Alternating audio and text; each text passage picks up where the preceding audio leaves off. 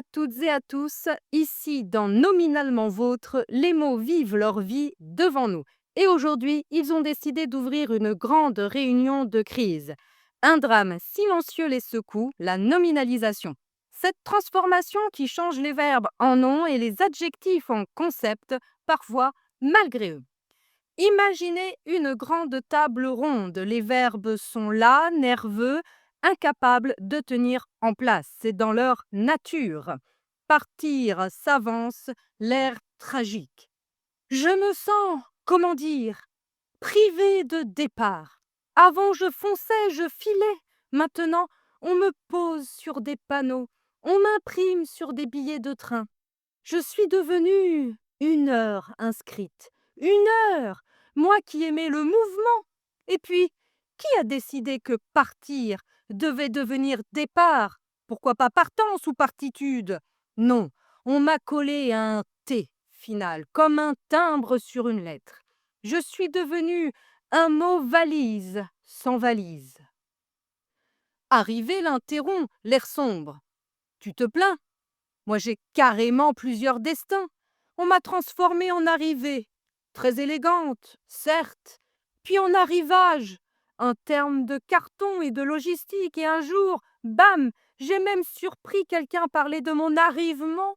Je ne me trouvais même pas sur un port. J'ai cru à une blague. Hélas, non. 3 identités, je ne sais même plus qui je suis. Et si demain on m'appelle arrivitude ou arrivisme? Attendez, arrivisme, ça existe déjà. C'est une insulte. Super! Échappé soupir, les yeux au plafond. Moi, je croyais être un verbe libre. Et me voilà partagé entre l'échappée d'un cycliste, le pot d'échappement d'un véhicule et une échappatoire, où je me perds complètement. Une échappatoire, c'est une porte de sortie, non? Alors pourquoi est-ce que je me sens coincée? Et puis qui a décidé que fuir devenait la fuite? Fuir est déjà si léger. La fuite, ça sonne comme un délit, comme si on m'avait accusé de quelque chose. Tombé se lève soudain, chancelant. Moi, je suis tombée.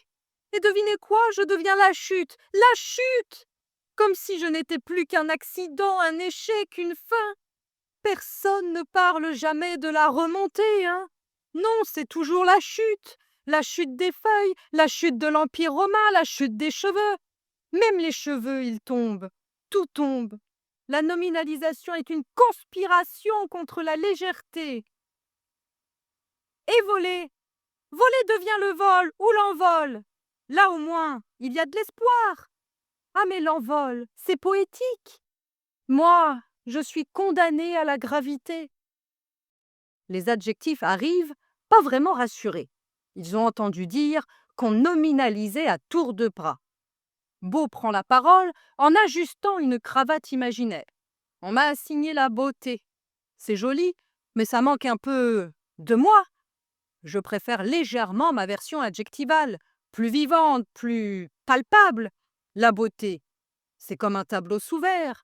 On peut le regarder, mais pas le toucher. Moi, je veux qu'on me dise « tu es beau ». Pas contemple la beauté.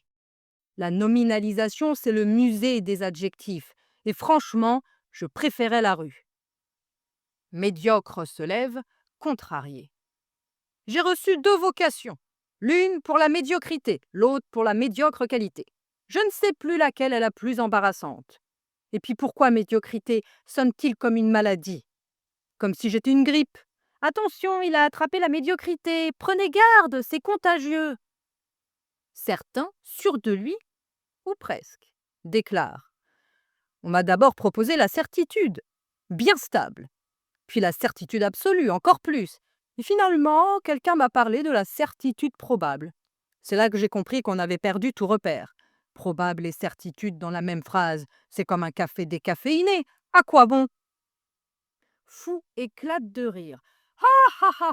Moi je suis devenue la folie, la folie! comme si j'étais une maladie, une épidémie, un truc qu'on enferme. Mais attendez, la folie peut aussi être une fête, la folie des grandeurs, la folie douce. Je suis un caméléon. Un jour, je suis un diagnostic, le lendemain, une danse. La nominalisation, c'est ma thérapie.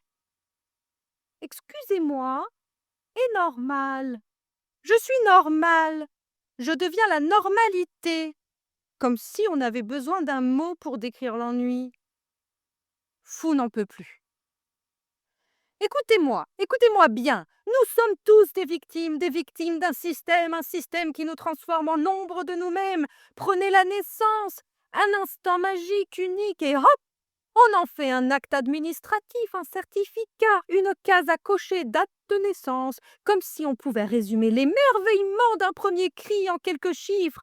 Et la victoire, c'est un trophée qui prend la poussière, un nom gravé sur une coupe que personne ne lit. Mais la défaite, elle vous colle à la peau, elle vous suit comme une ombre. Ah, tu te souviens de la défaite de 2012? Comme si on n'avait pas le droit d'oublier, comme si la perte était un tatouage. Et la mort, ou le décès si on veut être poli, comme si changer de mot changeait quelque chose. Il nous a quittés, il est décédé, il a rendu l'âme, mais jamais il a vécu. Non, la langue préfère les fins au commencement, elle aime les retraits, les disparitions, les silences. Elle adore les crimes aussi, tant qu'ils font la une des journaux, un meurtre sordide, une affaire criminelle, comme si le mal se vendait mieux que le reste. Et les chiffres alors?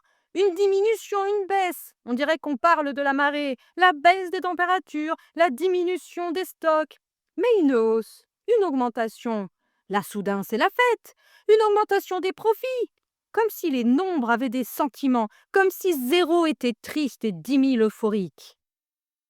Mesdames et messieurs, nous annonçons un accroissement exceptionnel de l'indifférence. Oui, parce que l'accroissement, c'est toujours pour les autres, pour les graphiques, pour les statistiques, les gens en costard, jamais pour ceux qui comptent.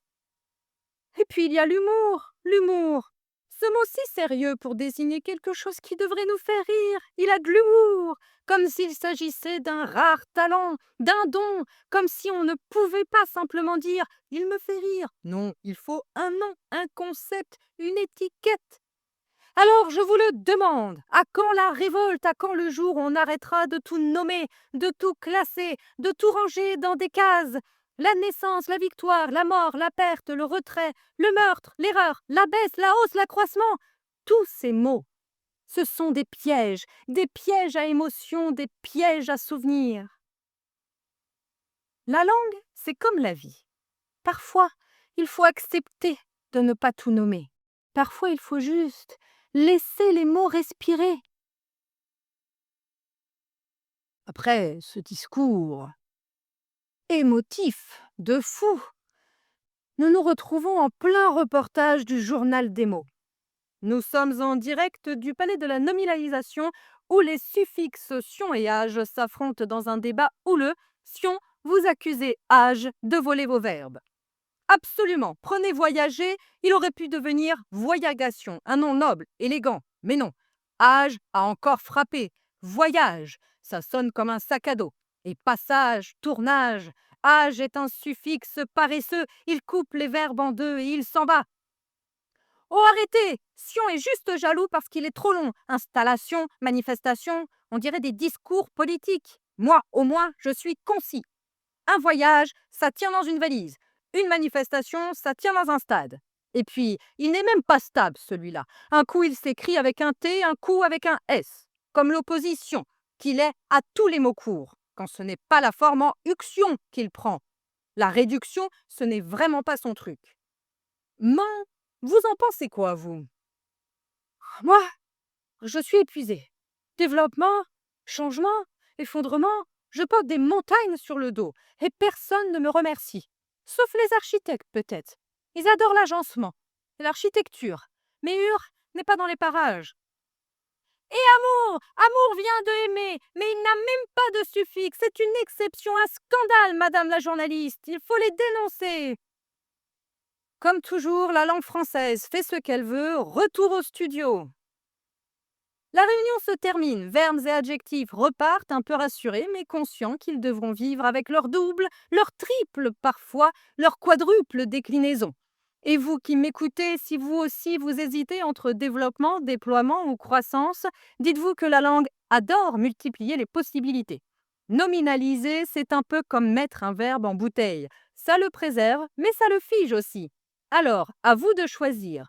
Voulez-vous l'action ou le concept, le mouvement ou le musée? Mais avant de partir, un petit rappel sérieux pour survivre à la nominalisation. Pour transformer un verbe en nom, ajoutez sion, T ou S-I-O-N, action, ment, age, uction, ur et hop, le tour est joué. Détruire, destruction, bravo mes chers. Un adjectif, utilisez T, IT, S, ans avec un A ou un E, N, C, E, UD, IS ou IE, et le voilà transformé en concept. Beau, beauté. Mais attention, laid devient laideur. La langue a ses caprices. Une étourderie grammaticale, et c'est la diplomatie qui flanche. Avec efficacité, vous révélez la beauté de cette langue dont vous admirez déjà la curiosité et la générosité avec tant de possibilités et d'exceptions. Et oui, pas de jalousie, mais seulement de la folie avec gentillesse, bien évidemment, pour appréhender la richesse de cette nominalisation avec tendresse. La tolérance envers vous-même vous aidera, l'erreur étant admise, l'incertitude aussi. La patience vous sera d'une précieuse aide, car plusieurs noms sont parfois possibles. Choisissez en fonction de votre humeur. Changez, un changement, un change. Comme un buffet à volonté, mais grammatical. Alors, la prochaine fois que vous nominaliserez, faites-le avec style. Et surtout, n'oubliez pas, derrière chaque nom se cache un verbe ou un adjectif qui rêve encore de liberté. Derrière chaque nom se cache aussi un genre. Mais pour le podcast sur le genre, il existe déjà. Ouf! Allez, nominalement vôtre et joyeusement vigilant.